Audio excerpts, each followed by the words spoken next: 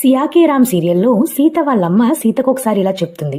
ఇద్దరు మనుషుల్ని ఒకటే వంటని చేయమని దానికి కావలసిన పదార్థాలన్నీ ఒకే క్వాంటిటీలో ఇచ్చి ఒకే టైంలో చేయించినా సరే ఆ రెసిపీస్ రుచి వేరువేరుగా ఉంటుంది. ఇద్దరి వంట ఒకేలా అయితే ఖచ్చితంగా ఉండదు.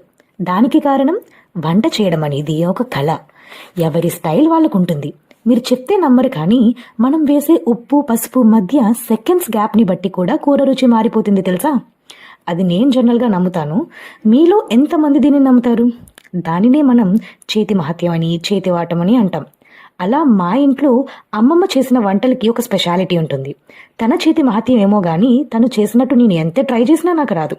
సో ఇప్పుడు మనం చేసిన కర్రీ విషయానికి వస్తే ఇది ఆలుదమ్ కర్రీ అనమాట. ఇందులో ముందు వాటర్ యాడ్ చేసి తర్వాత స్పైసెస్ యాడ్ చేయాలి. ఇది నేను యూట్యూబ్లో చూసి ట్రై చేసిన రెసిపీ. చాలా బాగా కుదిరింది నాకైతే. చపాతీ పూరీలోకి ది బెస్ట్ కాంబినేషన్ అని చెప్పొచ్చు.